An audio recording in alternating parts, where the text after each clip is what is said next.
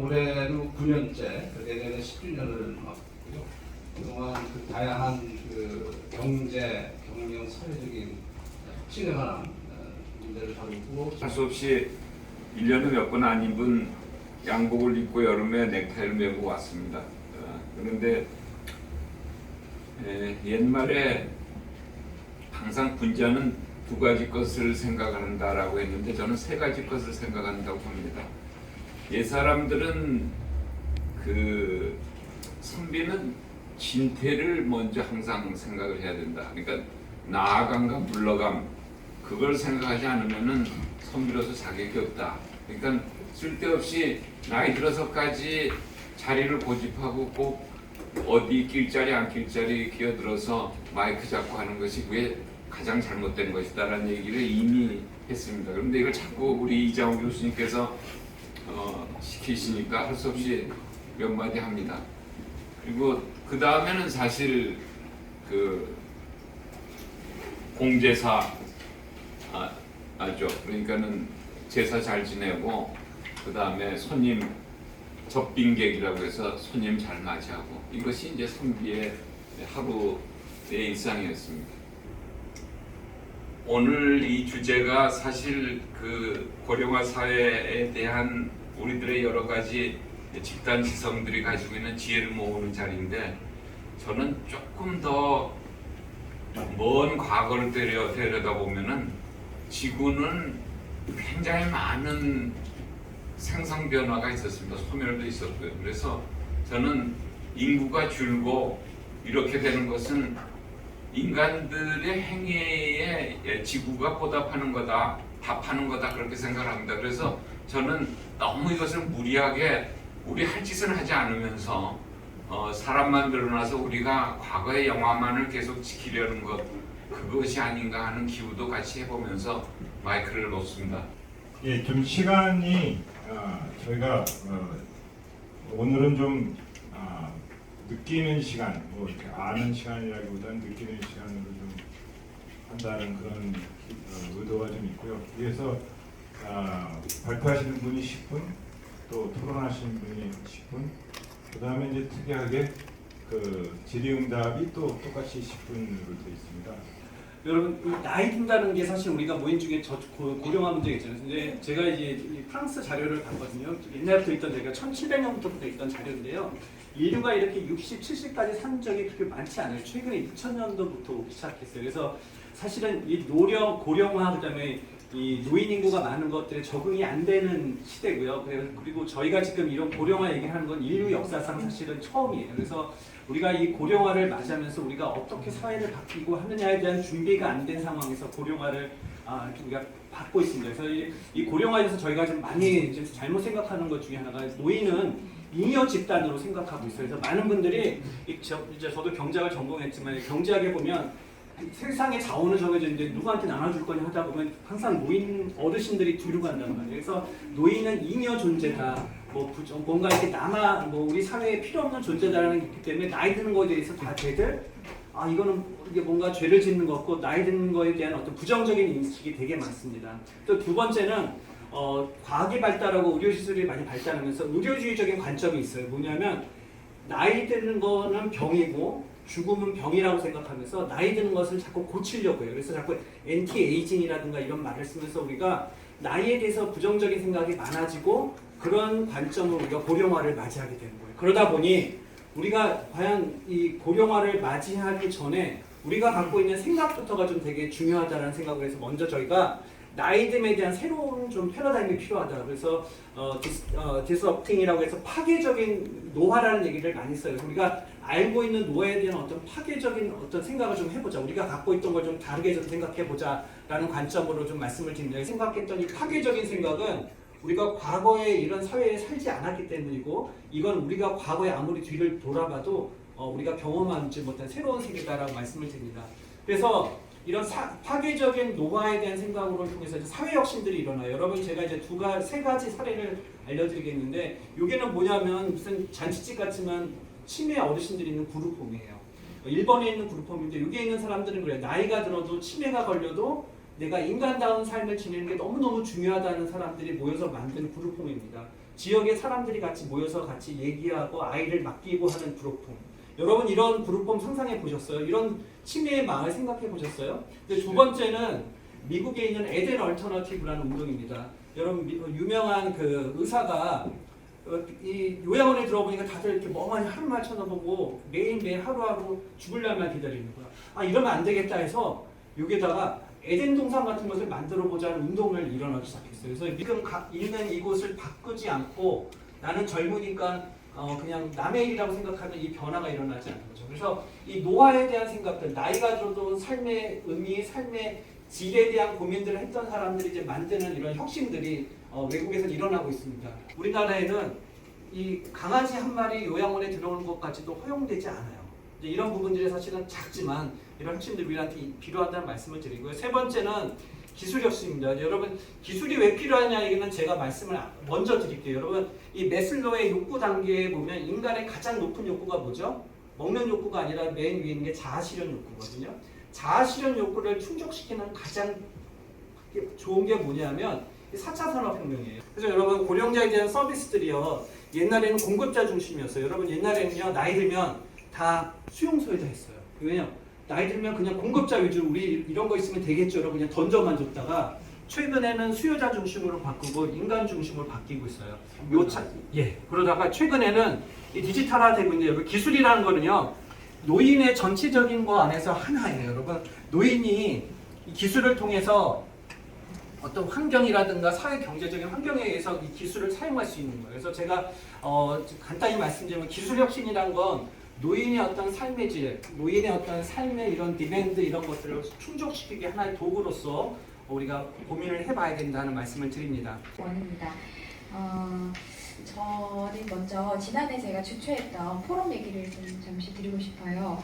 저희가 그 기회라는 키워드를 주제로 각 분야의 전문가들한테 서로 다른 주제로 이제 인사이트를 얻는 그런 시간을 가졌었어요. 그때 이제 뭐 경영학 교수님 그리고 사회학 교수님도 나오셨고 수학 되게 다양한 분야의 교수님들이 나오셔서 각자가 생각하는 기회라는 것에 대해서 이야기를 하셨는데요. 그때 이제 토론을 하다가 그 시니어에 대한 이야기가 나왔습니다. 근데 그때 이제 주제가 뭐였냐면 시니어에게 과연 기회가 있을까? 그게 기회가 있다면 과연 어떤 기회일까? 이런 이야기가 잠시 나왔었어요.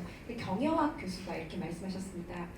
우리가 앞으로 사회할 맞이할 인구학적인 어떤 변화들을 생각을 해보면 노동시장에서 수요와 공급이 뒤바뀌는 일이 곧 일어날 것이다 이런 이야기를 했습니다. 아시다시피 1990년대 중반에는 중위 연령이 29세였어요. 그리고 지금은 44세로 바뀌었고요. 그리고 30년 후에는 59세로 바뀐다고 합니다. 그래서 이거는 뭘 뜻하냐면 사실은 생산 인구의 감소를 뜻하고 빠르면 2030년대 초부터 일자리가 넘치게 되고 정년 연장에 대한 논의가 계속 가속화될 거다 이런 이야기를 하셨고요. 그게 자체가 이제 시니어들에게 엄청난 고용의 기회가 될 수 있다 이런 이야기를 하셨습니다. 사회학 교수는 어떤 말씀을 하셨냐면 저출산, 지방소멸 이런 우리나라의 위기들이 이런 위기 속에서 시니어들이 어떤 공동체나 커뮤니티를 유지하는 데 매우 중요한 기능을 하게 될 것이다. 그래서 기회를 줄 것이다 이런 이야기를 했고요. 신약 교수님은 그 시니어의 기회가 있을까? 그 말 자체가 좀 잘못된 질문이라는 이야기를 하셨어요. 왜냐하면 그 사람을 쓸모나 경제적 가치 이런 걸로만 구분하는 질문처럼 느껴진다고 하셨거든요. 그래서 나이가 든다는 건 사실 굉장히 많은 장점이 있는데 나를 돌아보는 기회 그리고 과거의 나와 화해할 수 있는 기회 그리고 더 나은 내가 될 수 있는 기회 그리고 다음 세대에게 나의 지혜를 넘겨줄 수 있는 그런 기회가 된다고 하셨습니다. 가장 중요한 프로그램 중 하나가 젠2젠 프로그램 제너레이션 투 제너레이션이라고 하는 프로그램입니다. 그 나이 든 세대가 취약한 계층에 있는 청소년들에게 빅브라더, 빅시스터가 돼주면서 멘토링을 해주는 방식인데요. 이게 미국 전역에서 굉장히 이루어지면서 긍정적인 효과를 내고 있습니다. 시니어 세대가 젊은 세대를 지원함으로써 세대 통합 그리고 나아가서는 사회 통합을 이루는 그런 프로그램이라고 할 수 있습니다. 김정은 교수님이 아까 고령화가 그 인류 역사상 처음인 일이다라고 말씀을 하셨잖아요. 롱제비티 소사이어티, 즉 장수 사회는 인류의 굉장히 새로운 단계라고 생각을 합니다. 그래서 뭐 기술 혁신 이런 논의들과 함께 궁극적으로 우리가 어떤 사회를 만들 것인가에 대한 논의가 이 포럼을 통해서 시작되면 좋겠다는 생각입니다. 안녕하세요. 저는 강성50% 센터장 조한종입니다. 그 노인복지와 시니어 비즈니스를 다 넘나들어서 오늘 같은 주제를 발표할 수 있는 그는 김정은 교수님 같은 거라고 생각을 하고요.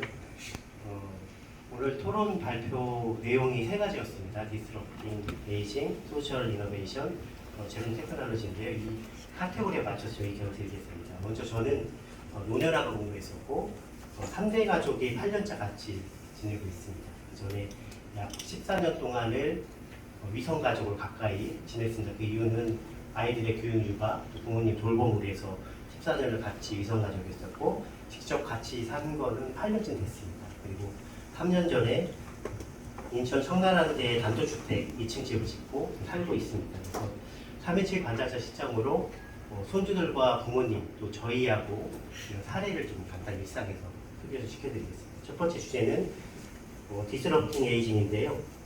연령 차별주의 저희가 이제 멀리 해야 되잖아요. 보면 안티에이징이나 다운에이징을 얘기하는데 일본의 시세이도 화장품이나 미국의 도부 비누 등을 보게 되면 이제 이 프로에이징이 갖는 의미가 시장에서 확인되고 있습니다. 우리도 그 길로 갈 거라고 생각이 듭니다. 그리고 이제 나이에 대한 인식도 좀 우리가 생각을 해봐야 될 것 같아요. 65세 이상 되면 정부의 여러 가지 혜택을 보는데 그런 그 주민등록 나이를 떠나서 우리가 이제 몸의 나이나 마음의 나이, 꿈의 나이, 영성의 나이 이런 걸 강조합니다. 그중에 특히 본인 스스로 인식하는 또 가족과 지역사회, 국가가 인식하는 나이에 대한 생각을 좀 바꿔봤으면 좋겠는데요. 두 번째 주제는 소셜 이노베이션입니다. 사회서비스 혁신인데요.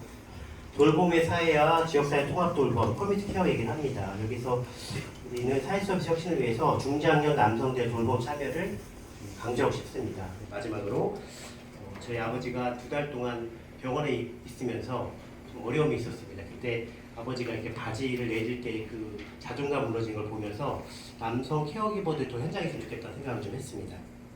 가장 좋은 복지는 최고 복지는 좋은 이웃이라는 말을 합니다.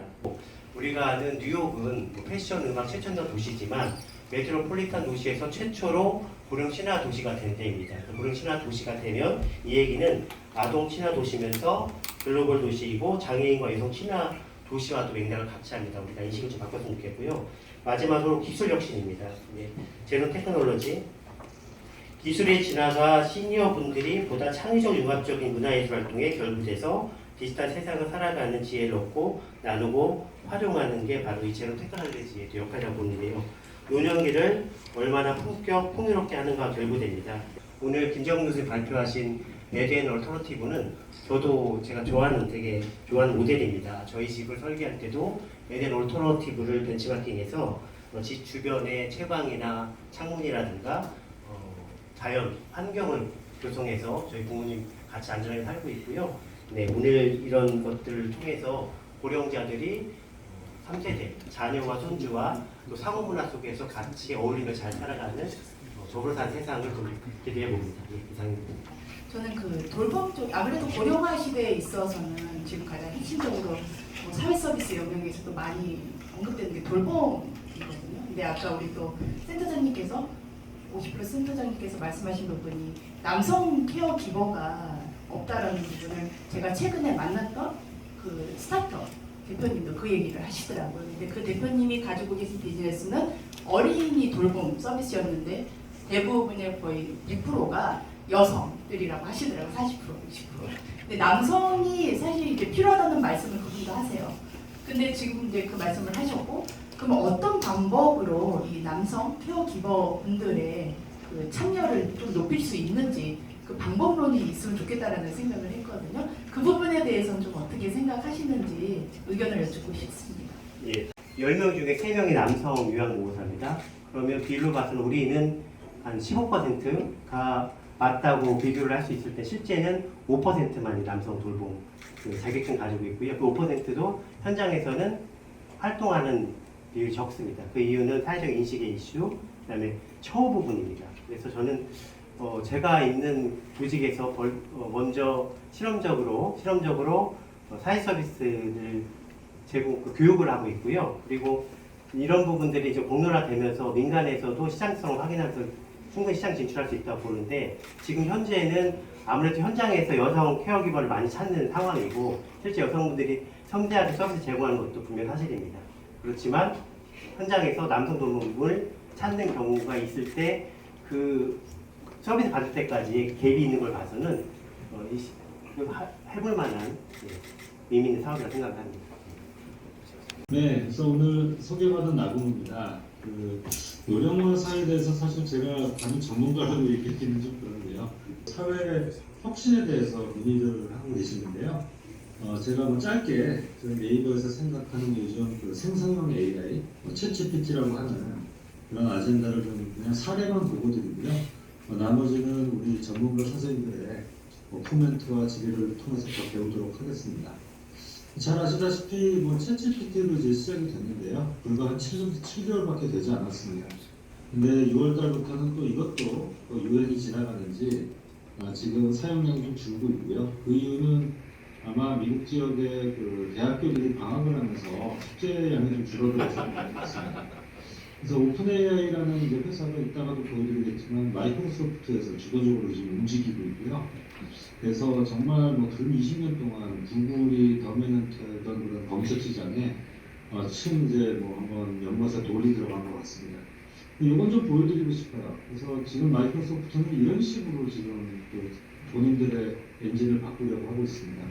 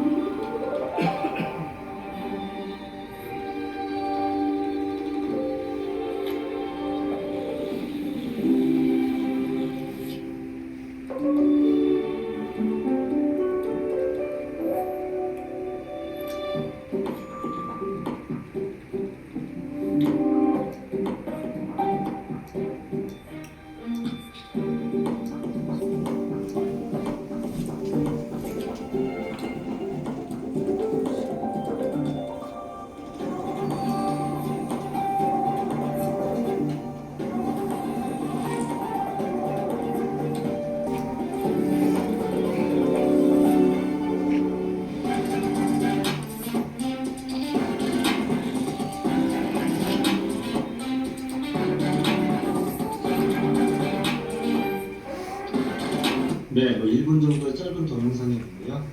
지금 보시다시피 마이크로소프트가 가지고 있는 오피스가 AI 기술화되면서 이제 어시스턴트로 변화하는 것을 보셨습니다. 그렇지만 저희가 봤을 때는 여러 가지 또 문제도 있어요. 이렇게 정말 중요한 내용들을 잘 대답을 아직은 잘 못하고 있고, 예를 들어서 설날에 뭐 하냐고 물어보면 챗GPT는 송편을 만든다. 혹은 조금 더 위험한 거는 오토바이로 고속도로를 탈 수 있냐 그러면 사실 탈 수 있다라고 그러는데 이게 다 제너러티브 AI의 헬루시네이션의 현상권이 그렇습니다.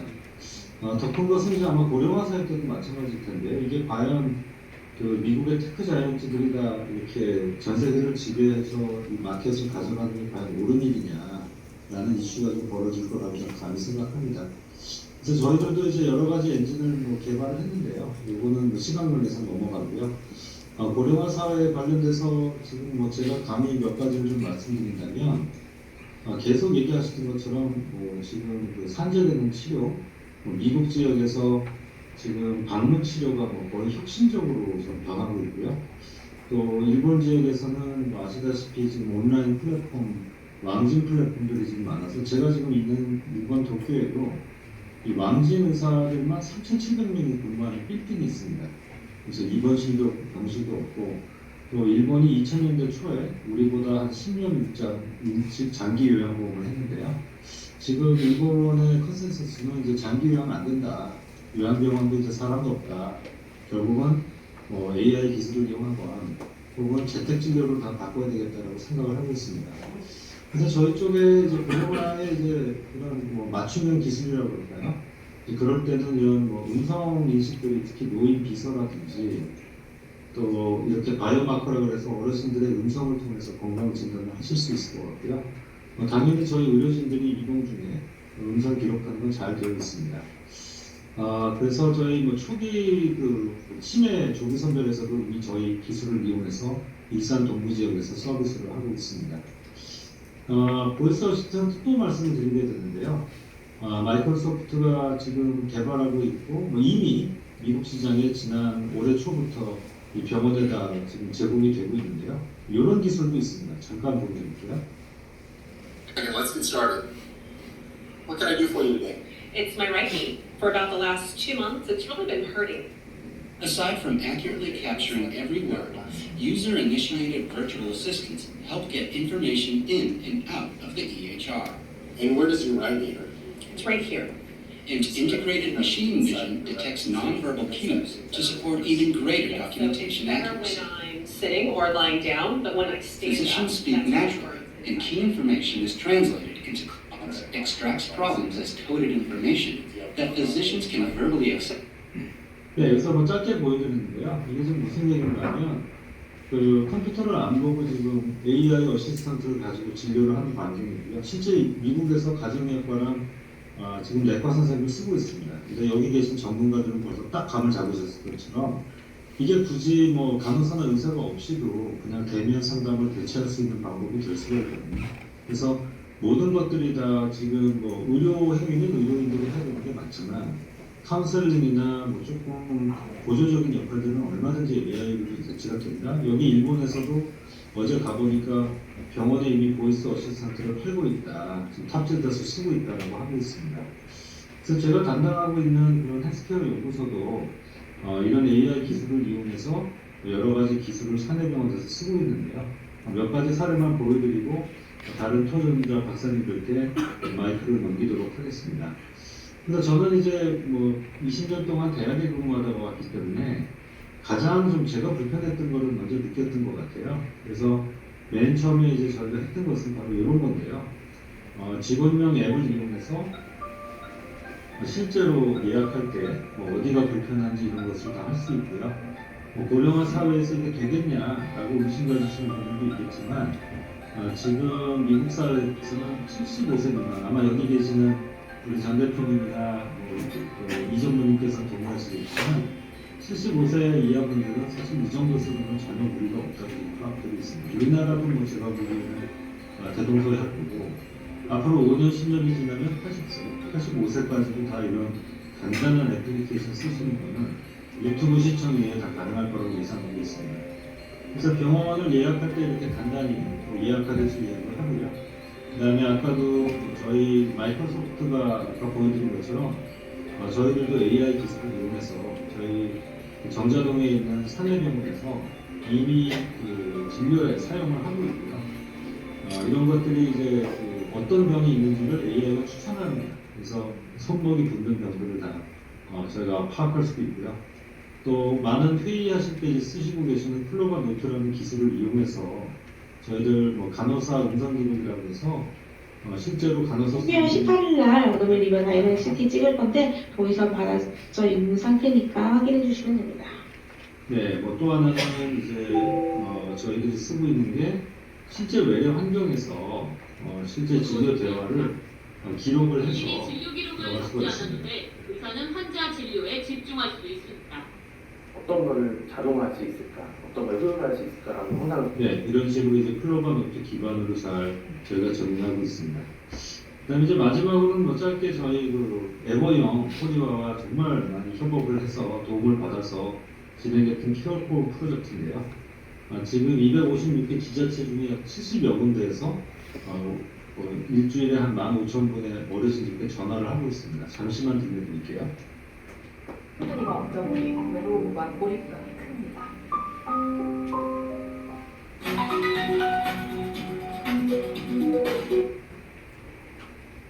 행정복지센터에서 안부 확인차 전화드렸습니다. 지난주는 잘 보내셨나요? 잘 지냈습니다. 특별한 일은 없으셨나요? 걸음을 잘 못 걸어서 나가기가 좀 어려워가지고 집에만 많이 있었어요. 혹시 요새 입맛이 없다거나 하시진 않으세요? 기분이 좋고 마음이 좀 편안하면 먹는 것도 좀 편안하게 잘 먹고 입맛이 없어가지고 더 먹기가 싫어요. 그러시군요. 그래도 끼니는 거르지 마시고 꼭 챙겨 드세요. 네. 네, 뭐 이런 식으로 이제 AI랑 뭐 자연스럽게 대화하는 게 가능한데요. 이게 가능했던 거는 뭐 저희 개발자들이 어떻게 개발했는지 잠시 보시면은 생성형 AI 기술을 더 잘 이해하실 수가 있으실 것 같습니다. 조금만 들려드릴게요. 그가 안 좋으시다거나 좀 눈이 좀 침침하시다거나 이렇게 말씀을 하시면은 거기에 대해서 이제 눈찜질을 좀 하시는 게 어떻겠냐 질문들을 대답을 하게 되는데요. 답변들을 하게 되는 과정은 이제 기본적으로 이제 현재 문맥이랑 가장 유사한 문맥을 찾아서 그 문맥에 올 법한, 다음에 올 법한 응답을 반환하는, 찾아내는 그런 작업이라고 보시면 되는데요. 하이퍼클로버로 만들어 놓은 대화 데이터 안에서 응답 후보가 약 15만 건 정도가 됩니다. 그 15만 건에서 빠르게 20건의 응답을 찾게 되고 그 응답이 적절한지를 판단을 하게 됩니다. 만약에 그 응답이 적절하지 않다라고 하면은 새로 응답을 생성을 하게 되고 마찬가지로 응답이 적절한지를 다시 판단해서 그 응답을 내보내는 방식으로 모델링을 하고 있습니다. 네, 그래서 이게 그 생성형 AI를 잘 설명하는 동영상인데요. 지금은 25만 건의 그 앤서 중에 20개를 골라서 이게 맞는지 안 맞는지 확인하고 그 다음에 없으면 만들어내고 이게 워낙 컴퓨터 사용량이 많기 때문에 구글 검색이 평균 한 2원 정도였다면 단가가 지금 챗GPT 검색은 한 20원에서 40원 정도 됩니다. 그래서 전 세계에서 이제 반도체 쇼티지가 일어나고 엔비디아 주가가 올라가는 것도 바로 이걸로 현상이 설명이 되시고요. 저희가 이제 배웠던 거는 엔지니어들이 실제로 가장 어려웠던 게 아이고 그러면 세 가지가 있다고 그래요. 아이고 좋다, 아이고 큰일 났다, 정말 보통 아이고가 있는데 마지막 음성 파일 들려드리면서 마무리하도록 하겠습니다.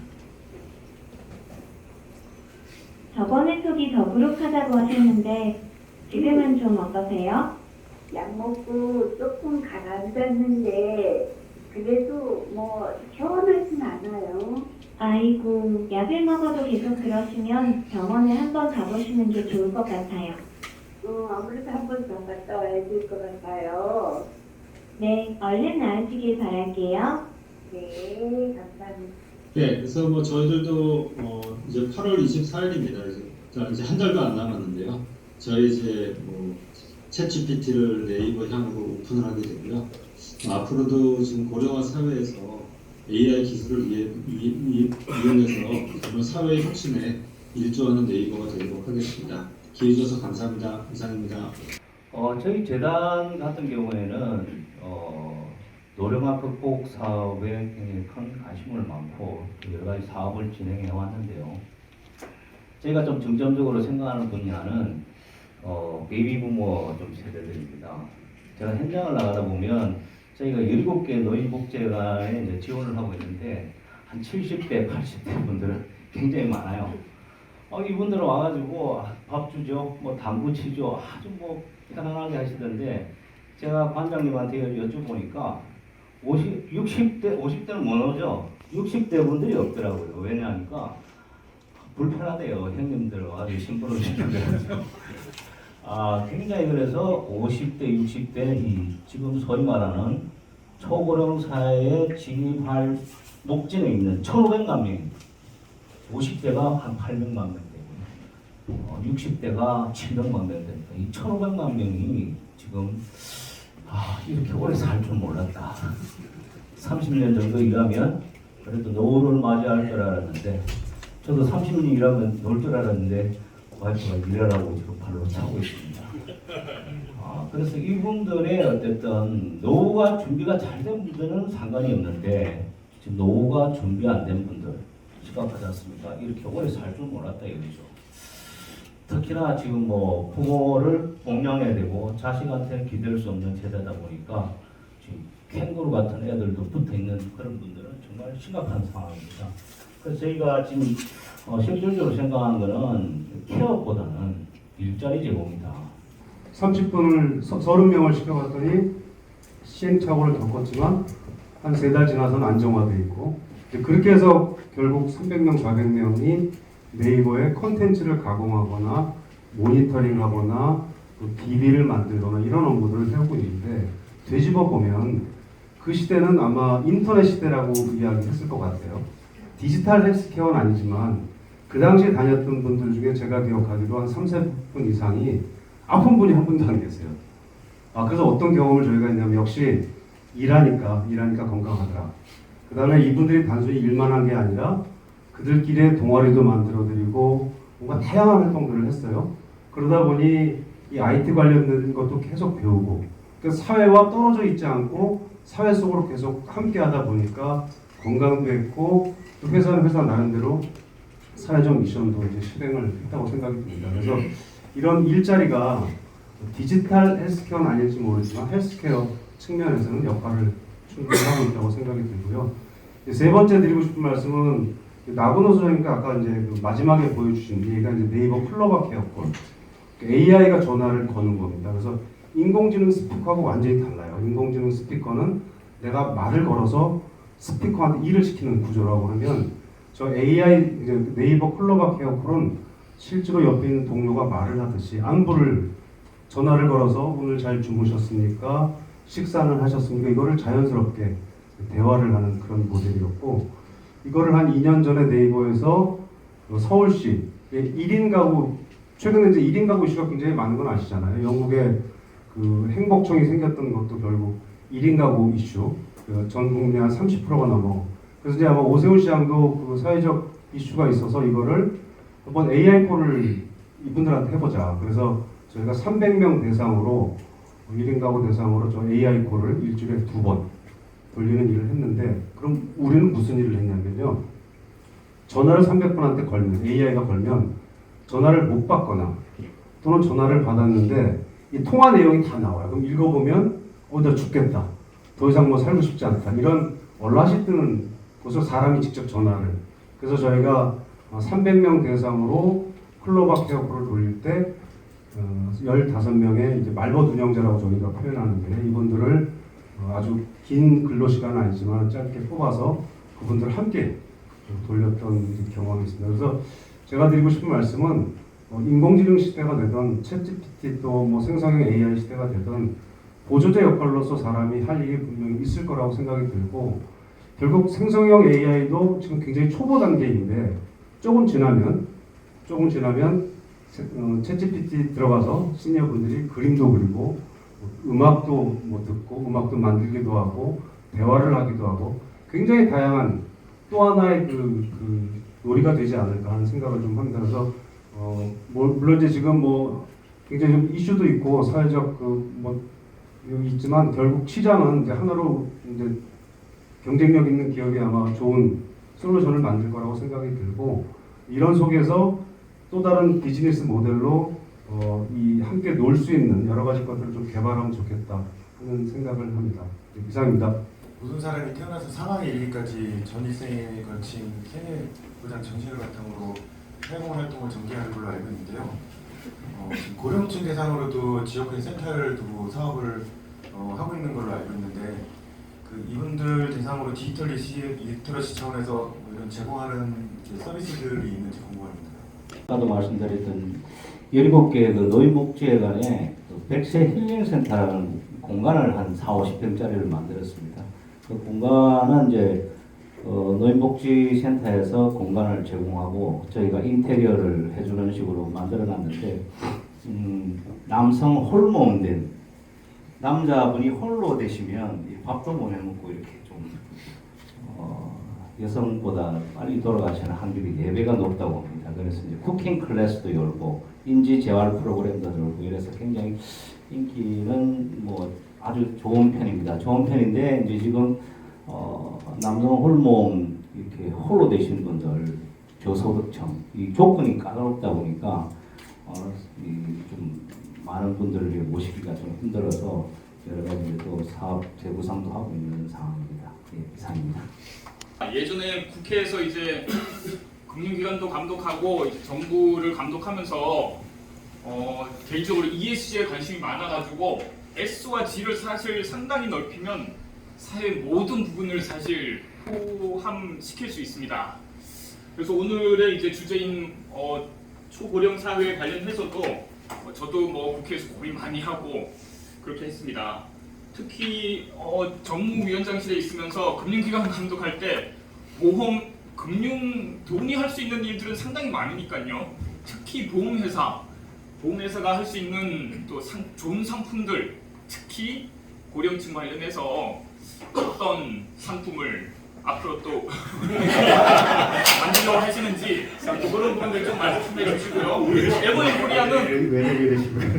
에버용 코리아는 제가 뭐 국회에서도 뭐 고민을 많이 벌써 한 3-4년, 4-5년 전부터 했는데요.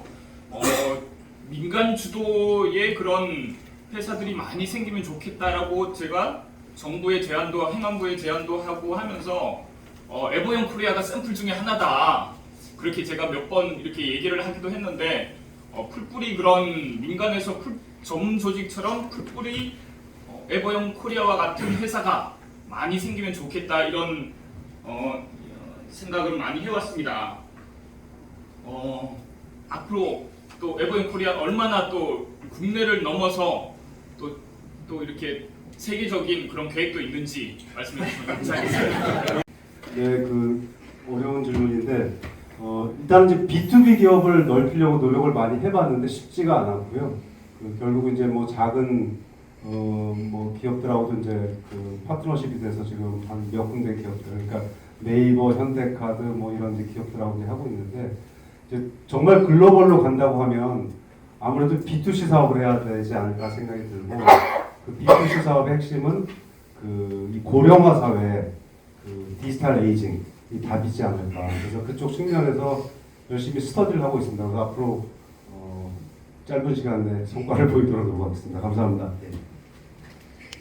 그 주제가 고령화 사회에 초점이 맞춰 있긴 한데 이제 이 살아가는 세상이라는 게 섞여서 살 수밖에 없으니까 결국 이제 에버영도 어느 세대의 분들을 중심으로 사업을 하셔도 결국 사회에서 일을 하면 젊은 세대들이랑 섞일 수밖에 없잖아요. 커뮤니케이션 하셔야 되고 근데 워낙 이제 언어 습관이라든지 이 젊은 세대가 가지고 있는 컬처 특성이 그러니까 과거에 살아왔던 세대들과는 이질적이고 좀 어려운 부분들도 상당히 있을 것 같아요. 그런데 이제 그 연세가 들어도 계속 사회 활동을 하시게 되면 이제 그 세대가 섞이는 과정에서의 어떤 소통이나 그 받아들여야 되는 수용적인 측면들이 발생을 할 때 어려움도 있을 것 같거든요. 그래서 결국은 이제 초고령 사회에 포커스돼서 주제가 이야기가 되지만 이제 다른 세대들과의 교차를 어떻게 해결할 것인가에 대해서 고민 안 할 수 없다라는 생각이 들고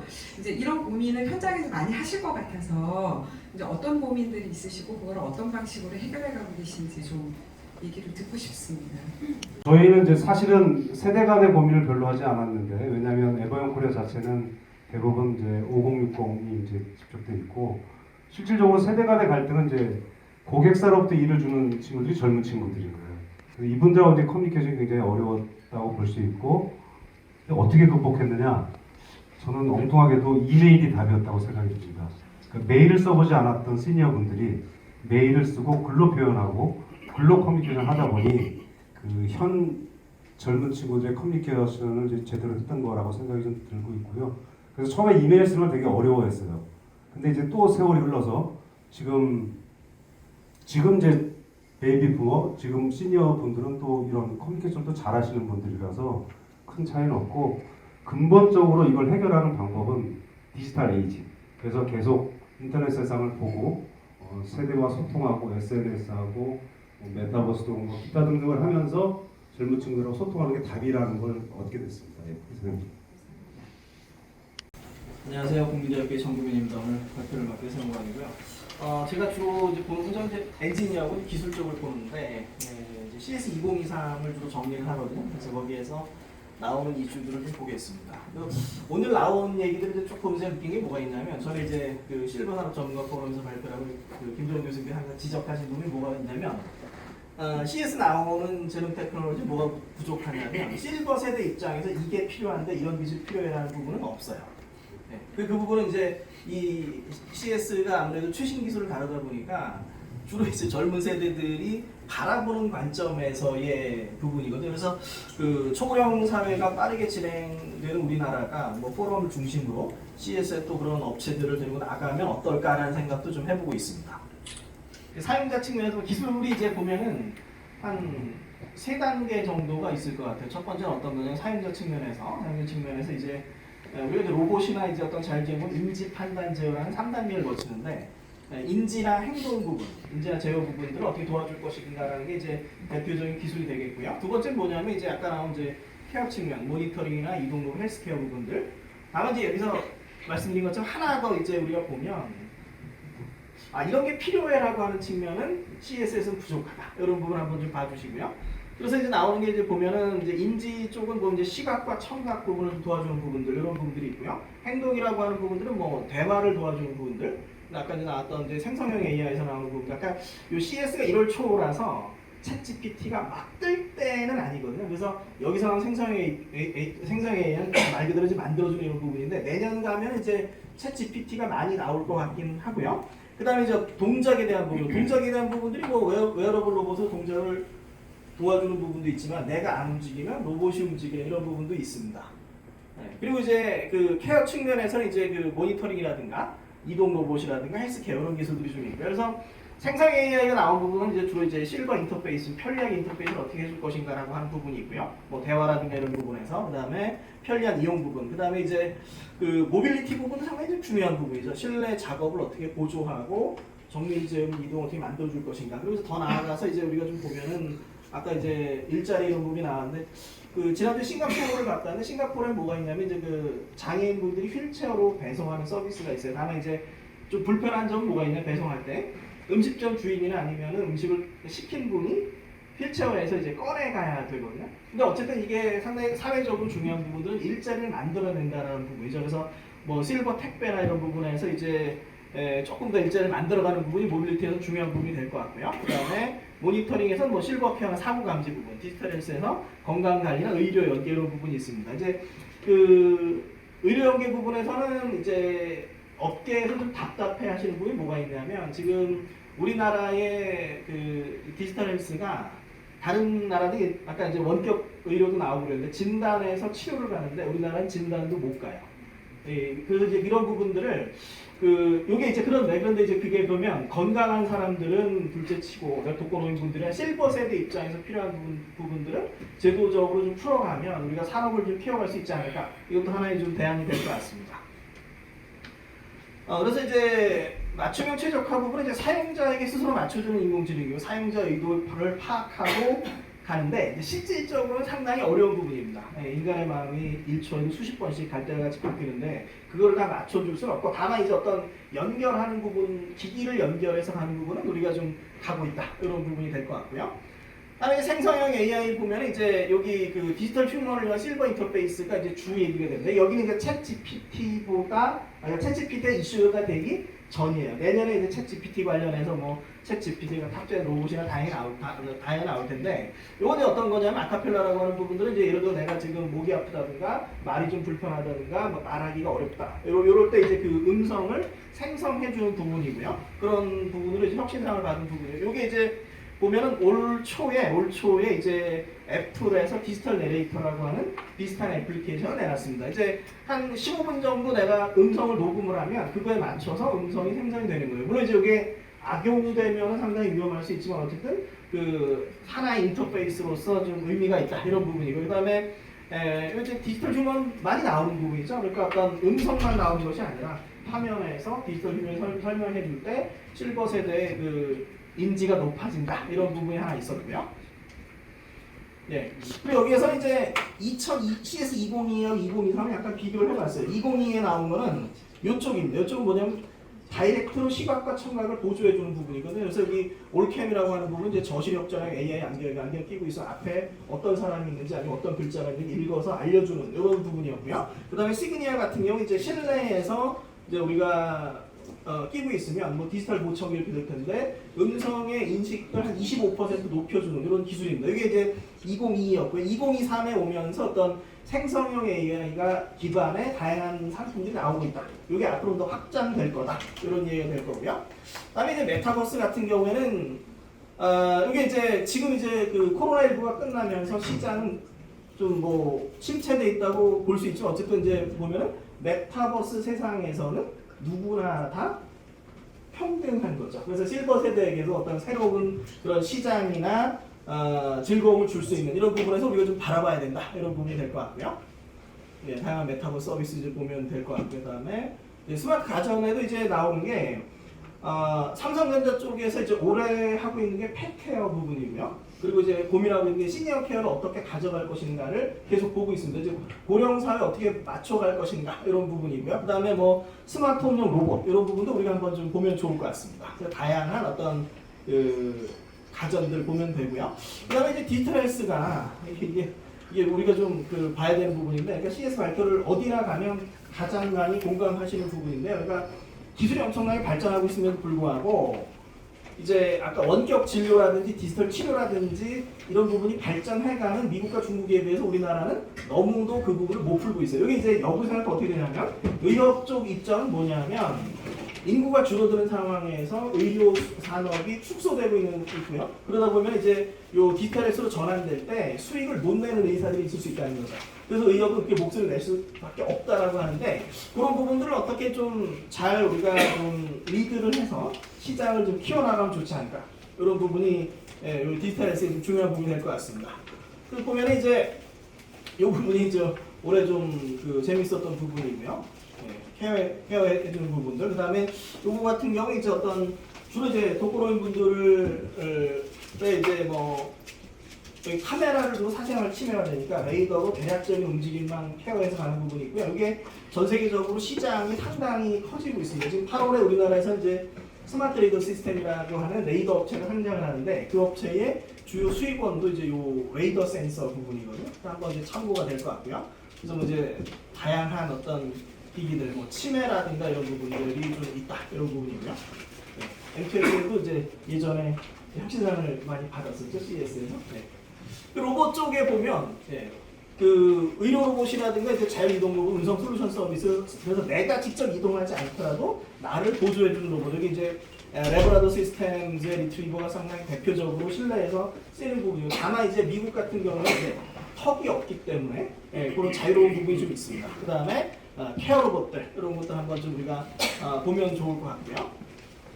그 다음에 이제 요게 이제 코로나19를 지나면서 AI 기술도 많이 발전했지만 동시에 로봇 기술 상당히 많이 진화를 했습니다. 정밀도 높아졌기 때문에 그런 부분들을 어떻게 산업으로 가져올 것인가, 이것도 이제 또 하나 이슈가 될 것 같고요.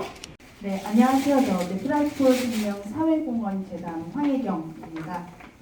저는 우선 이제 고령화 시대는 사실상 민간에서도 비즈니스 측면에서도 지금 굉장히 임팩트 있는 영역이고, 또 제가 하고 있는 업무가 사회공헌, 또 기업의 사회적 책임이다 보니 그 관점에서 저희도 어떤 부분을 접목을 해서 할 수 있는지를 제가 좀 최근에 많이 고민을 하고 있고요. 그래서 저는 좀 제가 최근에 만났던 저희 스타트업이나 이런 소셜 벤처와의 좀 몇 가지 사례를 가지고 제가 생각했던 것들을 좀 여기 계신 분들과 의견을 나누고 싶습니다. 이제 저희가 이제 스타트업을 육성하는 프로그램을 사실상 진행을 하고 있어요.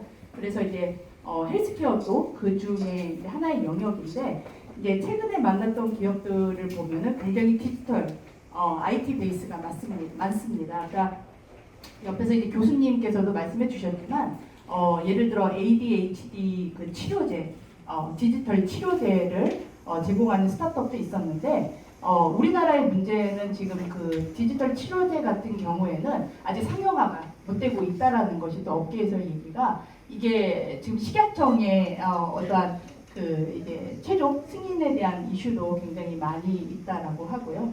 그리고 이제 장애인들을 대상으로 하는 그 AI 베이스로 하고 있는 조끼 이런 개발을 하고 있는 그런 스타트업도 있고요. 굉장히 다양한 스타트업들이 이 헬스 분야에서 고령화 이런 시니어 케어들에 대한 부분을 이제 하고 있는데, 이제 제가 만났던 기업들이 이제 한 3군데가 있어요. 아까 여기 네이버 쪽에 이제 어디죠? 케어코라고요. 약간 경쟁이 될 수가 있나요? SK텔레콤에서 아시겠지만 AI 돌봄 서비스를 제공을 하고 있습니다. 그래서 저희가 어떤 부분을 협업을 할 수 있는지 제가 ICT 센터도 직접 가서 이게 모니터링 되고 있는 것들을 직접 봤는데, 결국은 이게 기술적인 측면은 이거를 제공할 입장에서는 이제 이 편리성과 이런 것들을 제공을 하는 건 맞고, 투명한 관리, 운영의 효율성 이런 것들은 맞습니다. 근데 결국은 그 끝단에는 이 사람의 터치가 반드시 필요하다라는 게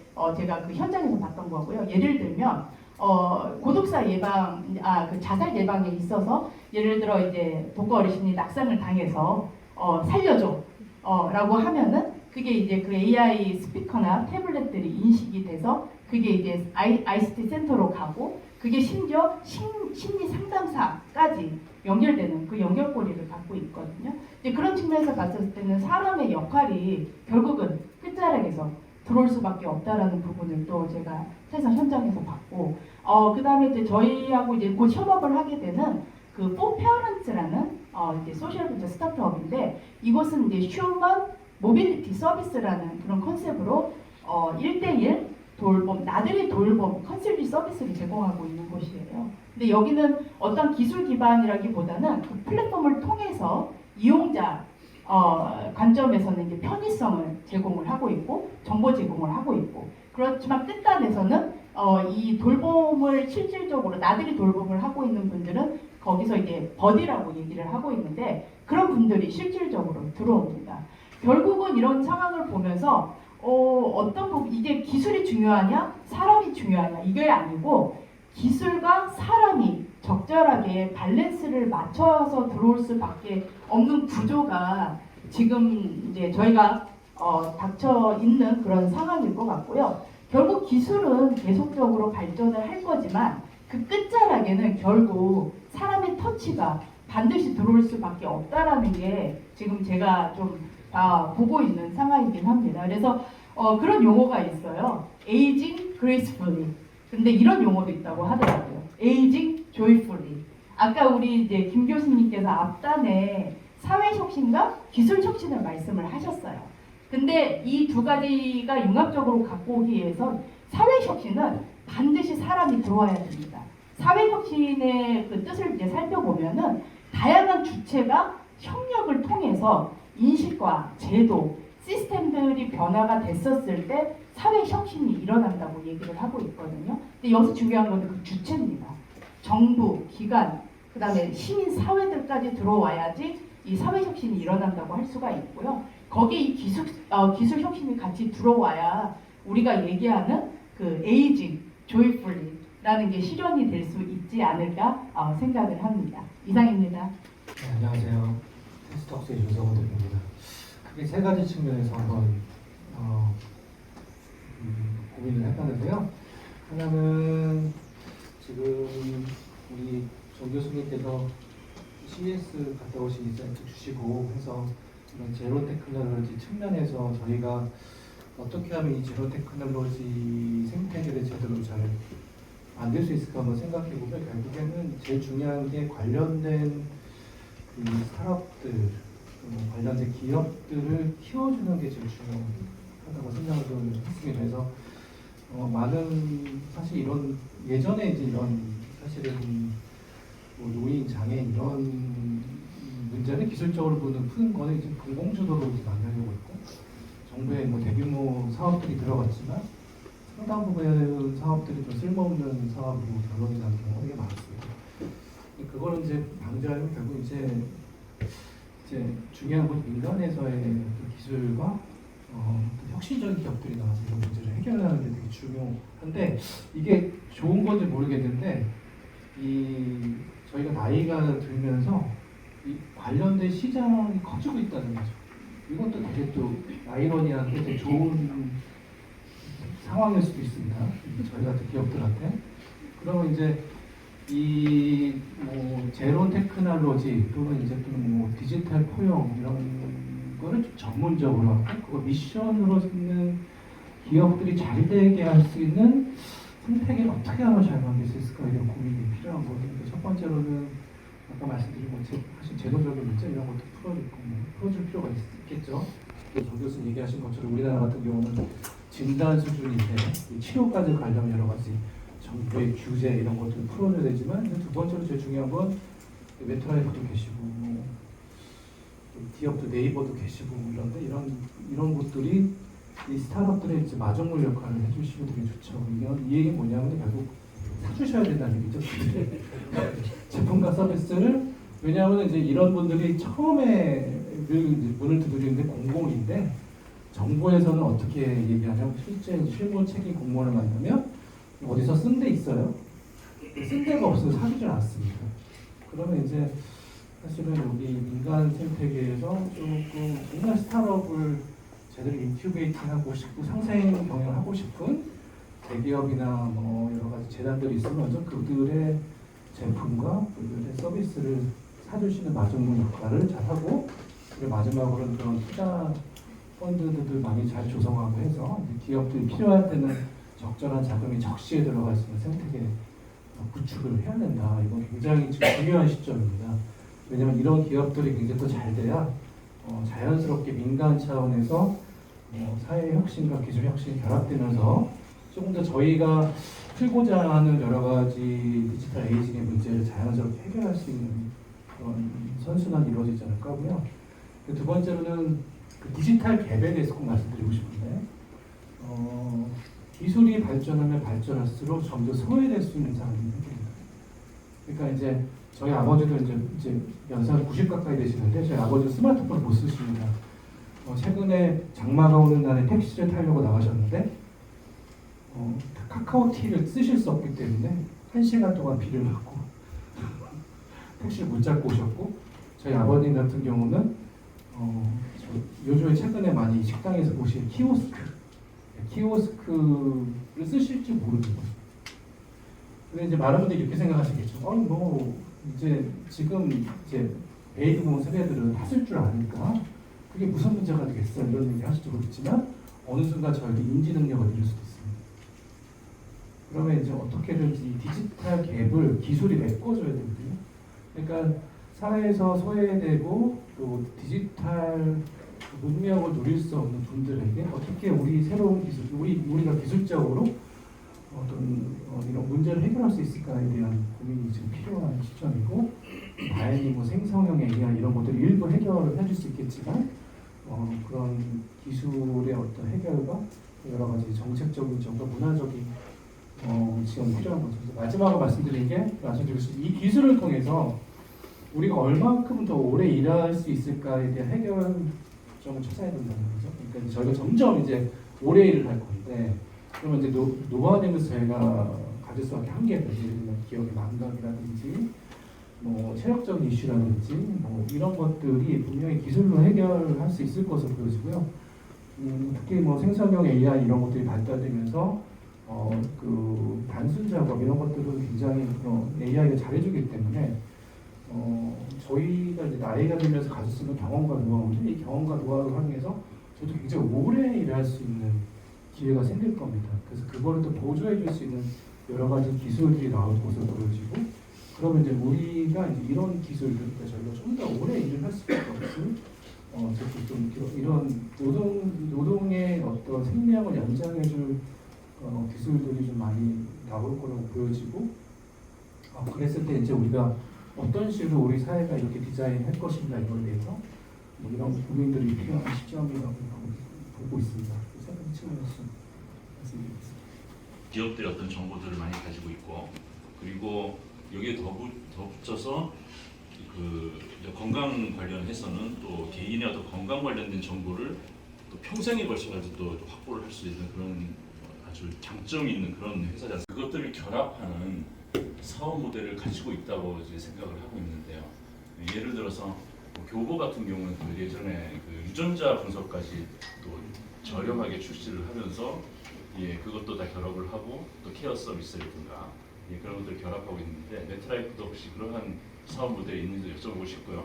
그리고 그런 식으로 사업 구도가 되어 있는 것들 혹시 파악되는 것들이 있는지 그런 것 좀 여쭤보고 싶습니다. 사실 제 업무는 아까 사회공헌 쪽이라고 말씀을 드리긴 했는데, 그냥 제가 아는 정보 차원에서 좀 말씀을 드리면, 어쨌든 이제 보험이라는 상품은 이제 라이프, 삶이 다 관련이 있기 때문에 전반적으로 다 모든 상품이 다 30년, 50년 되게 롱텀, 장기적으로 이렇게 가게 돼 있어요. 그러다 보니 장기적인 관점에서 아까 말씀 주셨던 그 건강이라는 거하고 반드시 연계될 수밖에 없습니다. 그리고 제가 알기로도 저희 메트라이프를 포함해서 헬스 관련된 그런 연계된 것들을 할 수밖에 없는 게, 이게 영업하고도 연계가 돼 있고요. 그 다음에 상품 하나만으로는 그 건강을 떼놓을 수가 없어요. 그래서 상품에 이제 헬스 관련된 다양한 이제 서비스를 제공을 할 수 있는 어떤 앱들을 개발을 해서, 헬스 관련된 앱들을 개발을 해서 이제 그거를 통해서 예를 들어 이제 이제 장기적으로 뭐 예를 들어 지금 생각나는 게 저도 이제 그런 솔루션을 하나 개발을 하고 있는데 이제 시니어 관련해서는 시니어 대상으로 이제 컨설지 측면으로 어떠한 여행 상품을 뭐 제공하는 이런 서비스들을 제공을 한다던가 아니면은 예약 건강 이제 병원을 이제 직접적으로 서치를 해주고 예약 서비스까지 해주는 이런 다양한 이제 건강 관련된 것들을 결합을 할 수밖에 없고요. 제가 알기로 여기 또 삼성생명에 계신 걸로 알고 있는데 혹시 더 추가적으로 말씀 주시면 좋을 것 같은데 그런 부분들까지 지금 해야만이 사실상 업계에서 살아남을 수 있습니다. 그래서 저희 나라는 제가 알기로는 이제 약간 규제가 굉장히 강합니다. 그래서 직접적으로 어떠한 진단을 낼 수 있는 것들을 서비스로는 제공을 할 수가 없어요. 그래서 이제 그거에 대해서 어떠한 뭐가 필요합니다라고까지만 사실상 제안을 할 수 있을 수밖에 없는 구도로 저도 이해를 하고 있고 사실 미국 시장은 저희하고 또 시장이 다르기 때문에 진단으로 가지고 교수님도 말씀하셨지만 지금 진단까지도 갈 수 있는 것들이 지금 미국, 중국에서 실적으로 실행이 되고 있고요. 사실 그래서 한국에서는 이제 좀 제도적인 부분이 좀 건드려져야 그런 우리가 생각하는 좀 획기적인 솔루션들이 사실 많이 나올 수 있는 게 현실입니다. 그 스타트업들이 네. 그런 쪽으로 많이 개발해서 같이 네. 협업을 할 수 있도록 많은 지원들을 하는 것이 사회공헌이 되지 않을까 싶습니다. 그래서 사실 저희가 이제 아까 말씀드렸던 저희가 스타트업 육성 프로그램을 할 때 그런 부분들까지 이제 검토를 해서 저희 실제 비즈니스하고 좀 연계를 하고 있어요. 그래서 아까 말씀드렸듯이 고객들한테 제공되는 그런 헬스 관련 서비스에 그 스타트업들이 연계가 돼서 제공이 될 수 있도록 그 중간에 역할들을 하고 있고 저희는 이제 글로벌 기업이다 보니까 글로벌 시장으로까지 이제 관심 있는 그런 스타트업들은 글로벌 시장으로 이제 연계할 수 있도록 그런 좀 마중무 역할을 좀 하려고 하고 있습니다. 김성준입니다. 그 기술과 사람의 결합 시간이기 때문에 한번 질문 좀 해보려고요. 저는 이제 기술과 시니어의 결합이라고 생각을 자꾸 해두고 있어요. 그런데 지금 우리가 토론이 너무 광범위하게 되는 것 같아서 시니어하고 결부된 그 기술, 저는 근본적으로 제가 이제 7학년 일반이거든요. 그 헬퍼가 아니고 힐러가 돼야 된다고 저는 생각을 해요. 뭐 이렇게 도와주는 거, 귀가 이제 어른이 되면 귀가 오래 써갖고 귀가 잘 안 들리잖아요. 보청기를 끼우지 말고 비록 고막 수술을 해주는 것이 맞지 않는가 기술적으로. 눈이 잘 안 보일 거 아닙니까? 오래 살았으니까. 그러면 안경을 쓰지 말고 눈을 수술해서 잘 보이게 하는 것이 진짜 기술 아닌가. 키오스크 가서 손가락으로 눌러 보이스로 노인들이 가서 뭐 햄버거하고 커피 그러면은 나오는 게 그게 기술이 아닌가. 키오스크가 기술이 아니에요. 그거는 불편하다고요. 시니어들은. 그죠? 스마트폰도 아까 카카오티 말씀하셨는데 카카오티를 열어서 뭐를 해. 지금 스마트폰에다가 그냥 우리 집에만 나오게끔 돼 있어요. 그런 기술이 있는데도 시니어들이 못 쓰고 있는 거거든요. 메트로로지가 추가되기 때문에 의료 쪽은 많이 다루고 있지 않아서 이제 IT 측면에서의 어떤 보조 이런 부분이 좀 있었던 부분이고요. 그리고 이제 그 부분에서 이제 아까 이제 카카오티 같은 경우 이제 회장님 말씀하신 어떤 부분이냐면은 챗GPT가 가면서 지금 올해 수업을 하는데 그 한 6줄 정도의 논리를 만들고 거기서 코딩하던 거를 이 친구가 챗GPT에 한 줄로 넣으니까 나오더라고요. 그러니까 예를 들어서 이제 우리가 아까 카카오티 같은 경우도 이제 챗GPT를 넣어서 내가 어디를 가고 싶어 라고 하면 이제 그대로 그게 이제 그 챗GPT를 통해서 알고리즘 나오고 주행 부분들, 이제 결제 부분들 처리를 하면 되기 때문에 이제 앞으로 이제 그런 부분들이 또 하나의 좀 대안이 되지 않을까 그렇게 좀 생각해 봅니다. 여러 후보가 있었는데 제가 조금 간절을 했어요. 첫 번째 기준이 좀 글로벌한 가능성입니다. 또 두 번째가 좀 개인적이긴 하지만 그게 의미가 있다고 해서 제가 말씀드리면 에버영 코리아랑 협력할 수 있는가, 내가 투자할 만한 데인가, 이렇게 했습니다. 자, 나오시죠.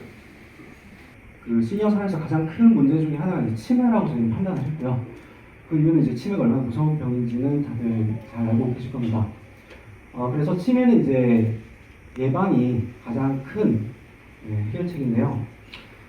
치매를 저희가 이제 이거를 시작하기 전에 이제 치매를 이 사업을 시작하기 전에 치매 예방 활동이 얼마나 잘 이루어지고 있는가를 여러 가지 이제 분석을 해보았을 때 가장 큰 치매 예방 훈련에서 가장 큰 문제가 두 가지였습니다. 지루함이랑 외로움. 질환 훈련을 혼자 하고 계시니까 잘 유지가 안 되는 것이죠. 그렇기 때문에 저희는 그 반대급부로 다 같이 할 수 있는 여가 활동에 집중을 해서 그 치매 예방 활동을 지속적으로 할 수 있는 그런 방안을 마련하고자 했습니다. 단지 테이블뿐만 아니라 그 테이블과 그리고 여러 가지 소프트웨어 그리고 사용자 관리 시스템을 연동한 솔루션 형태로 제공을 하게 되었고요. 네, 그 게임 처음에는 이제 저희가 게임형 콘텐츠만 개발을 하다가 실제로 여러 가지 피드백을 받고 게임을 하실 수 없는 어르신들이 많다 해서 이제 힐링, 단순한 터치 조작만으로 감정적인 효과를 얻는 힐링 콘텐츠 그리고 실제로 이제 학습, 예를 들어서 그 한글 공부, 한글 모르시는 분들도 많다고 해서 저는 학습 콘텐츠도 개발을 하게 되었습니다. 네, 그리고 저희가 이제 사용자 관리 시스템을 만든 가장 큰 목적은 관리자분들이 가장 그 요양원에서 이제 보호자분들이나 관리자분들이 가장 힘들어하시는 것이 이 어르신들이 무엇을 좋아하시고 앞으로도 어떻게 계속 어르신들에게 무엇을 시켜야 할까를 가장 힘들어하십니다. 그 계획을 짜는 것이.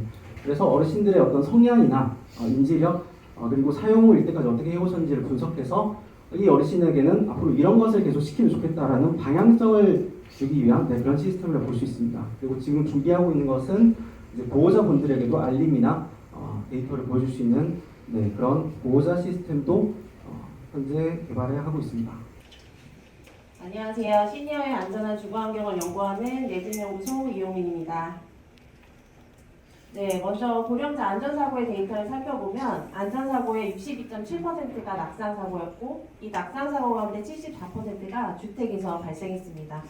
오늘 많은 그 발제 가운데서 부모님의 사례들이 많이 나왔는데 여기서 좀 안 좋은 상상을 해보면 여러분의 부모님이 만약에 주택에서 안전사고로 다치셨다 하시면 어떻게 하실 겁니까? 뭐 병원 치료나 입원은 당연히 하시겠지만 안전사고가 일어난 주택을 어떻게 고치실 건지 생각나는 서비스가 있으십니까? 네, 여기 내집연구소가 있습니다. 저희는 시니어 공간을 검진하고 솔루션을 제공하는 기업이고요. 고령자 행위기반 주택개조 매뉴얼과 또 국토교통부의 노화대응 주택개조 가이드라인을 개발한 전문가가 솔루션을 제공하는 기업입니다. 이 진단을 위해서 저희가 자체 개발한 EPB 홈 어세스먼트 툴을 활용하는데요. 여기서 E는 물리적 환경, P는 개인적 특성, B는 행위 특성을 의미합니다. 저희가 고령자 주택 현장에서 수집했던 데이터를 바탕으로 거주 환경의 안전성, 지원성, 자립도를 진단해서 이에 맞는 솔루션을 제공하고요. 또한 저희가 솔루션을 제공할 때 시니어들이 이 내용들을 이해할 수 있도록 시각적인 이미지를 탑재했습니다. 현재는 인천도시공사의 고령층화 맞춤형 집수리 사업을 3년간 운영을 하면서 100가구 이상의 고령자 주택을 개조를 했고요. 이러면서 저희들이 현장에서 계속 데이터를 수집하는 가운데 있습니다. 또한 지금 건강보험공단에서 요양급여에 재가환경 개선 급여라고 하는 주택을 개조하는 비용을 지원하는 국적 지원 시스템이 지금 마련 중에 있는데 저희가 그 모형 개발 연구를 하고 있습니다. 그리고 이제 지자체에서도 이런 고민들이 많기 때문에 이 사업들을 어떻게 운영할지 매뉴얼 개발 이런 작업들을 저희가 지속적으로 하고 있고요. 초고령화 사회 이야기가 계속 나왔는데 이제 앞으로 그 재가환경 개선 급여가 신설이 되면 아마 내년부터는 진행이 될 것 같은데요. 지금 현재 노인 인구의 10%가 요양급여 수급자입니다. 이들이 이제 공적 지원을 받아서 개조를 한다면 아마 시니어 주택개조 시장이 굉장히 커질 것이라고 우리가 볼 수가 있겠습니다. 제 설명을 들으셨는데 그럼 이제 부모님의 집을 어떻게 고치실 건지 좀 아이디어가 생기셨습니까? 네, 저희 내집연구소는 이제 그동안 축적됐던 많은 연구 데이터, 아직 사실은 이제 저희는 아까 여러 가지 의료 데이터도 나오긴 했지만 저희는 주택 현장을 가기 더 민감한 정보들이긴 하거든요. 근데 계속적으로 저희가 현장에서 쌓은 데이터를 기반으로 시니어들 잘 주택을 진단하고 또 솔루션을 제공하는 기업으로 계속 나아가겠습니다. 안녕하십니까. 저는 MTS의 김상호입니다. 저는 벤처캐피탈리스트 출신이었다가 좋은 기업들을 그래서 성장시키는 그런 역할을 하다가 이 기업의 대표이사까지 되었습니다. 저희 회사는 간단하게 말씀을 드리면 VR 가상현실을 활용해서 병의 진단을 하는데요. 실질적으로 이 HMD를 쓰고 가장 효과적으로 병을 진단할 수 있거나 검색을 할 수 있는 것은 이 눈동자 안구 움직임입니다. 그래서 이 안구 움직임을 저희가 활용해서 안과와 신경과, 이비인후과의 검사 장비들을 개발하고 있고요. 그 중에 특히 이제 실버 산업 쪽으로는 저희가 눈 검사들을 실질적으로 현재 모든 건강 검진 같은 경우에도 눈을 관련해서는 검사하는 게 별로 없습니다. 그리고 눈이라는 것들이 결국은 안구들을 움직이고 하는 그런 것들을 검사를 하는데 실질적으로 손으로 굉장히 많이 검사를 하는 납부된 그런 현실과 또는 광학 장비를 활용해서 저희가 검사를 하고 있기 때문에 그것들을 좀 총합해서 여러 가지 검사들을 VR을 쓰고 한 장소에서 빠르게 검사할 수 있는 그런 장점들이 있어서 일단 그 안과형 검사 기기들을 좀 저희가 개발을 좀 한 상황입니다. 그래서 지금 현재 저희가 뭐 최근에 보면 녹내장이라든지 뭐 당뇨성, 망막, 황관변성 이런 것들이 현대 질병으로서 굉장히 핫하게 있고 또 더군다나 이게 소리 없이 질병들이 잘 발견되지 않고 또 젊은 사람들 한 40대에도 실질적으로 건강검진에서도 잘 나타나지 않는 그런 현상이 좀 있습니다. 그래서 이제 이런 것들이 결국은 평상시에 한꺼번에 안구 검사를 좀 눈 검사들을 해보면 또 조기에 발견할 수 있지 않을까 하는 생각을 가지고 있고요. 또 이게 이제 사실은 저희 이제 장점이 이런 것들을 개발하는 거지만 실제로 발견해내는 거지만 약간의 HMD를 쓰고 이제 해야 되는 부분들이 있기 때문에 실버 산업용으로 약간의 제약이 있지만 지금 현재 정부에서 이렇게 B2G 쪽으로 저희가 영업을 하거나 뭐 시장 마켓을 타겟으로 해서 보건소라든지 노인복지관 이런 쪽에서 결국 사용자와 뭐 구매자는 다르긴 하지만 여기에 관련돼서 검사를 하시고 또 눈에 관련된 건강 프로그램 이런 것들을 같이 검사를 한 후에 케어를 하는 그런 프로그램을 만들어서 사실 2021년도 CES에서 이 모델을 가지고 베스트 이노베이션 어워드를 받았습니다. 그래서 그 모델을 가지고 저희가 계속 비즈니스를 가고 있는데 실질적으로 눈의 안과 관련된 검사기뿐만 아니라 저희가 뭐 인지장애 솔루션이라든지 이렇게 해서 HMD를 쓰고 VR 가상세계에서 검사를 하거나 운동을 하거나 이런 것들이 지금 개발을 하고 있고요.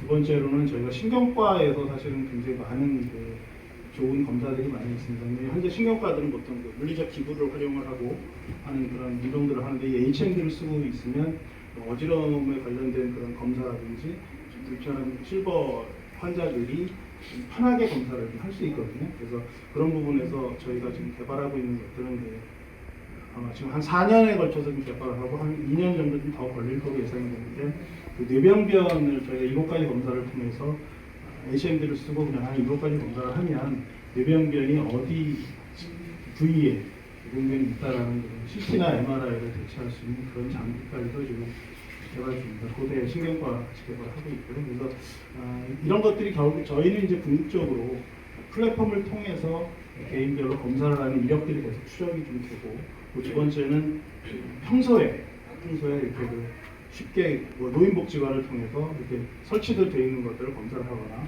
보건소에서 검사를 쉽게 할 때 이런 병변들이 좀 쉽게 발견이 될 수 있도록 하는 그런 디지털 헬스케어라는 게 결국은 의사가 가기 전에 스스로 개인들이 자기의 병들을 좀 진단하거나 관리할 수 있는 그런 쪽에 포커스를 맞춰져 있다고 보면 그런 면에서 저희가 가상현실을 활용한 VR을 쓰고 HMD를 쓰고 검사를 하는 이런 쪽에서 저희가 비즈니스 타겟을 세워서 가지고 있습니다. 그런데 최근에 실버 산업 쪽으로는 저희가 인지장애 솔루션 같은 것들이 지금 임상을 해서 다른 데랑 좀 차별화되는 건 저희들은 그래서 임상을 해가지고 결과치라든지 이런 것들을 가지고 데이터를 가지고 글로벌 시장에 나가는 부분들이 있기 때문에 시간이 좀 조금 걸렸던 것은 사실이고요. 그래서 이제 금년도부터 하반기부터 수립이 좀 일어날 것 같고 사실은 실버 산업 쪽으로 저희가 이 검사 기기들이 코로나 때 사실은 복지관이나 이런 쪽에서 거의 못 썼었어요. 그래서 지금부터 조금 주민들이 좀 나아가는 상황인데 어쨌든 그 모델들을 좀 정교화시키고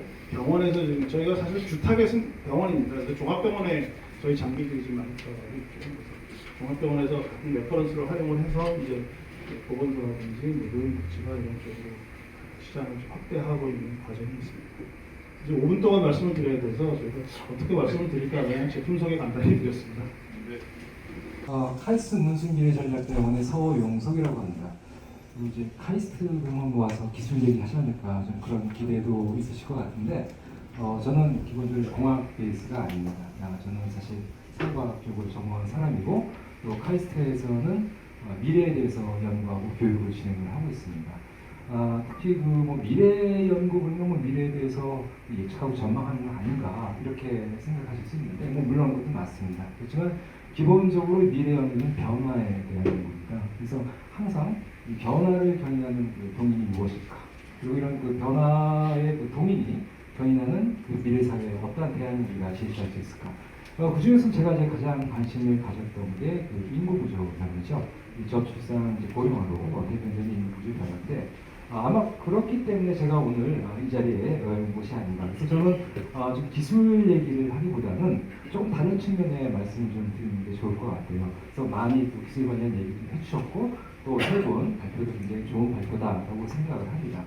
저기 지금 제목이 초고령 사회인데 보통 우리가 이제 초고령 사회 그러면은 이제 그 규모를 생각을 해요. 그러니까 전체 인구 중에서 65세 이상 인구가 21%가 넘어간다. 이렇게 이제 초고령 사회라고 이야기하는데 저는 조금 다른 측면에서 좀 초점을 맞추고 싶은 게 고령자의 초고령화입니다. 보통 우리가 초고령자 그러면 85세 이상이라고 하시는 분도 있고 90세 이상 이렇게 얘기하기도 하는데 지금 85세 이상 되시는 분들이 그렇게 많지는 않으세요. 한 100여만 정도 되는데 이게 2050년에서 60년 정도 되면요. 거의 한 500만 가량. 그러니까 85세 이상 인구가 65세가 아닙니다. 그러니까 전체 인구의 한 10%가 한 85세 이상의 초고령자가 될 수 있다는 겁니다. 그런데 여러분 그 85세가 넘으시면 저희 부모님 보니까 급격히 변화하시더라고요. 90세 넘지면 말 것도 없고. 근데 문제는 뭐냐면요. 우리가 이런 그 초고령자들이 몇백만씩 되는 그런 사회를 경험해 보지는 못했고 관련 데이터도 지금 갖고 있지 못하잖아요. 그래서 이런 부분을 어떻게 좀 대처해야 될까라는 부분. 그리고 또 하나가 이게 초고령자가 늘어나면서 가장 우려되는 부분이 어떤 부분이라고 생각하십니까?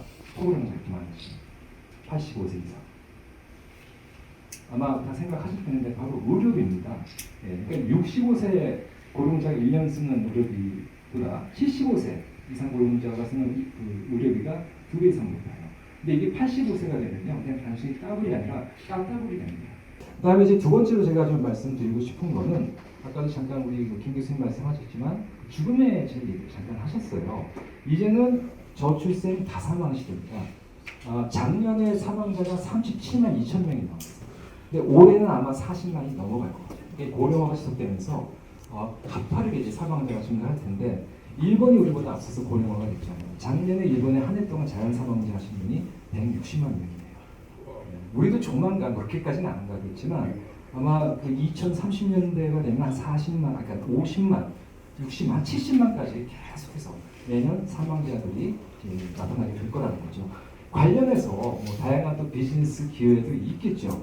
그렇지만 이렇게 다사망 시대에는 이제는 뭔가 죽음에 대해서 조금 더 우리가 고민을 해야 된다. 뭐 웰다잉, 뭐 죽음의 질 이런 얘기가 많이 나왔었잖아요.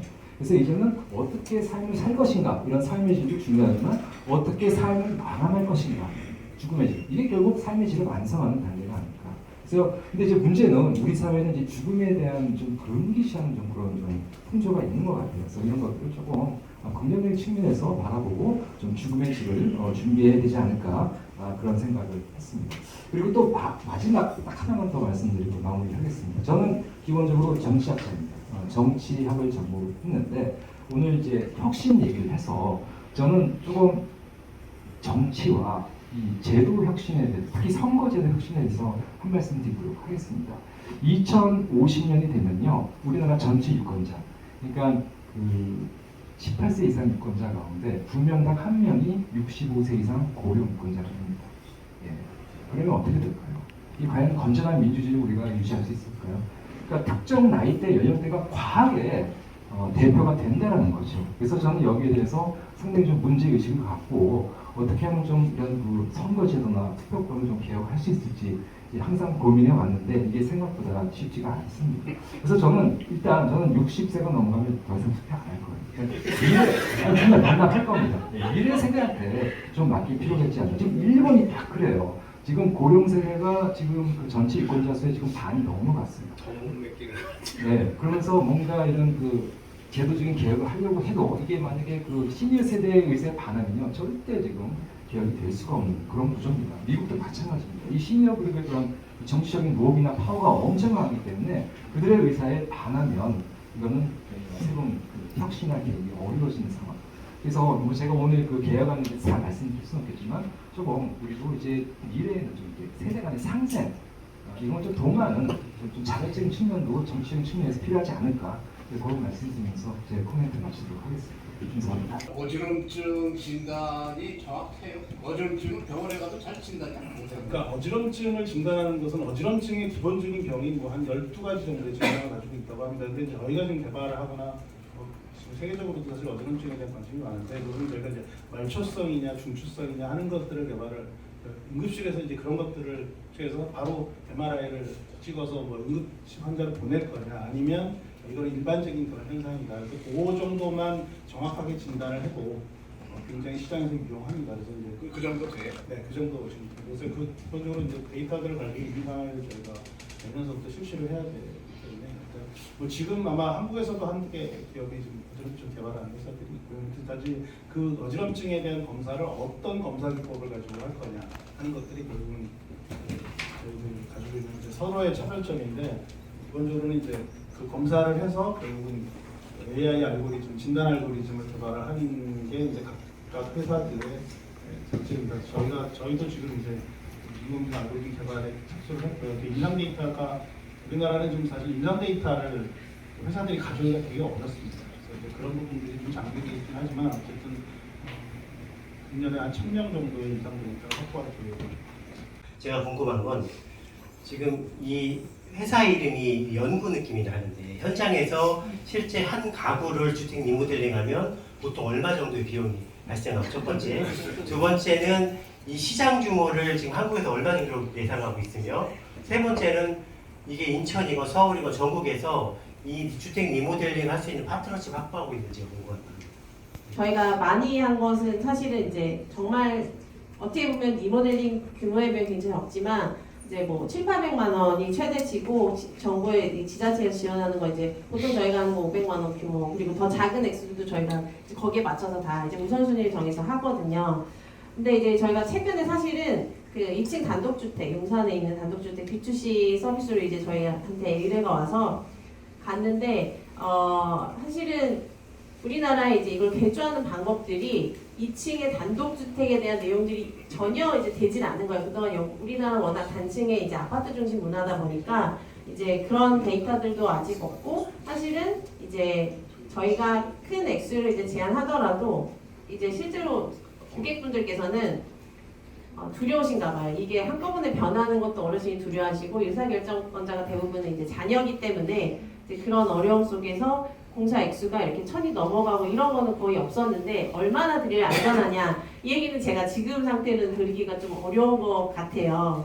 네, 그래서 저희도 이제 계속 현장에서 어떤 게 제일 좋을지 이게 또 한번 고쳤다 그래서 낙상 사고가 이게 연구하기가 굉장히 또 어려운 게 이거는 이제 언제 일어날지 모르는 사고이기 때문에 저희가 이제 의사 선생님이라도 이런 부분 논의를 많이 하는데 이게 연구 자체는 어렵다고 하더라고요. 그래서 그런 어려움들이 있고 그 다음에 또 하나는 이제 파트너에 대한 부분이셨죠. 그래서 파트너는 저희가 이제 그 3년차 들어가면서 이제 계속 저희가 사실 인천, 경기도 이제 수도권 중심, 서울 수도권 중심으로 하고 있는데 저희가 기본적으로 할 수 있는 그런 그 팀장 시공업자들은 어느 정도 갖고 있고 또 이제 전문 공정이 필요한 것들도 계속 지속적으로 이제 파트너를 지금 만들고 있는 상황입니다. 또 한 가지가 얼마?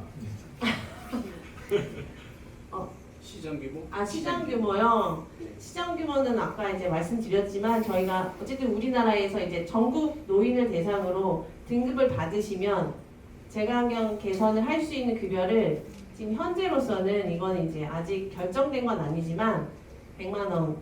이제 일본 같은 경우에는 지금 20만 원으로 200만 원, 20년 동안 200만 원으로 지금 잡혀 있는데 아마도 그렇게 진행이 될 것 같아요. 그렇게 되면은 이제 아까 이제 얼마 바뀌었죠?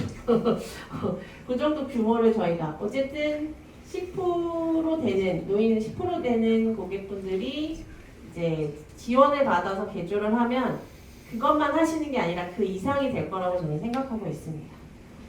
스프링 소프트 질문 못 받으셨는데 제가 좀 하나 그 테이블이야 뭐 다 누구나 만들 수 있겠지만은 거기 그 컨텐츠죠. 그 컨텐츠들이 중요한데 그것도 역시 글로벌화를 컨텐츠 하면 또 대한민국 아니에요 요새. 그래서 그 글로벌화 정도의 그 매력 있는 컨텐츠를 좀 확보할 수 있는지. 그래서 이제 저희도 그 일본이 아무래도 가장 이제 콘텐츠적으로도 이제 친숙하기도 하고, 그다음에 이제 문화적으로도 이제 가까울 수 있는 나라이기 때문에 일본 향을 이제 준비를 하고 있는데요. 이제 일본에서 그 반드시 이제 꼭 필요하다고 하는 게 이제 빠찡코가 좀 있지 않을까 이제 그런 의견이 있었고요. 이제 그다음에 보스톡 같은 프로그램들, 네, 이제 이런 부분들 이제 굉장히 친숙한 이런 콘텐츠들을 현재 개발을 하고 있고요. 이제 그 친숙한 킬러 콘텐츠로 먼저 그 어르신들 사이에 이제 콘텐츠를 익숙하게 파고든 다음에, 네, 그 외에 이제 훈련에 익숙한 그런 콘텐츠들도 들어갈 수 있도록 준비를 하고 있습니다. 궁금했던 게 지금 어떤지 그게 컨텐츠 크리에이션도 있지만 지속적으로 그거를 유지, 보수, 관리하는 게 이게 전적으로 아까 복지관 대상으로 B2G 비즈니스로 저는 이해를 B2B들이요. 그거에 대해서도 굉장히 비용 부담이 많으실 거라고 생각을 하는데 그게 어떤 형태로 유지, 보수, 관리가 좀 진행이 되고 있을까요? 현재 이제 그 저희 테이블을 생산하는 이제 생산업체에서 실제로 AS를 다니고 있고요. 그래서 이제 무한정 다닐 수 없기 때문에 저희가 현재까지는 일단 무료였습니다. 그런데 이제 저희 구독제 서비스에 가입하시면 컨텐츠를 매달 최소 1개 이상을 이제 업데이트를 하면서 그 프리미엄 서비스에 같이 AS 서비스도 포함이 됩니다. 그래서 프리미엄 가격은 현재 이제 여러 가지 조율 중에 있는데요. 사실 콘텐츠로 책정되는 가격보다 AS 가격을 이제 붙여서 받는 것이기 때문에 어떻게 보면은 보험비라고도 할 수 있겠죠. 그래서 1년에 뭐 2회까지는 출장부터 해서 모든 것이 무료, 이런 서비스를 준비하고 있습니다. 그러니까 그러니까 어머님들, 아버님들이 많이 이제 살고 계신 가정도 있지만 사실은 그 공장에 또 많이 계시거든요. 그 말씀 뭐냐면 제조하는 이제 공장들을 가보면 거기는 이제 외국인 아니면은 노인분들이세요. 연세가 많으신 분들이 요즘 이제 젊은 분들은 사실 일을 하지 않고 제조하는 현장들은 그 노인분들이 사실 많이 있습니다. 연세 드신 분들이 전부 목공하고 계시고 그리고 철 자르고 계시고 또 물건 나르고 계시고 그래요. 그래서 그런 공간들도 사실은 어떤 연관이 되지 않을까 싶어서 이 말씀을 드리는 건데 어차피 공간이고 그리고 주택에서 이제 주택에 대한 부분이기도 하지만 좀 더 어떤 그 공간들이 많고 또 이제 위험 요소들이 많은 부분들이 또 그런 부분들도 좀 있는데 그런 것의 확장에 대한 계획이라든가 그런 쪽에 관련된 고민이나 연구 같은 건 그저 없으신지. 그래서 인간공학이라든가 그런 것들이 사실 기본이 되는 것 같아요. 예, 그거는 이제 그런 것들이 다 재해나 그 사고 관련된 것들이 다 관계가 되거든요. 네, 연구하고 수집했던 데이터들은 주택 내의 데이터들인데 사실은 뭐 공장도 사실은 공간이기 때문에 거기에서 벌어진 행위들이 규정이 되고 공간이 이제 실측이 되면은 그런 부분들은 충분히 뭐 개선이 가능하고 저희 솔루션들을 제공할 수 있겠지만 아직까지 거기까지는 저희가 업장까지 가지 못했고 아무래도 그러면 사업주분께서 그걸 개선할 비용을 대실 수 있으면 저희가 거기 가서 이제 솔루션을 제공하겠지만 이제 그런 부분들이 있고 저희가 개조뿐만이 아니라 결국엔 사실 집을 잘 짓는 게 가장 중요하잖아요. 그래서 그런 신축에 대한 부분들까지는 저희가 계속 생각을 하고 있습니다. 저한테 굉장히 중요한 얘기가 될 수 있을 것 같아요.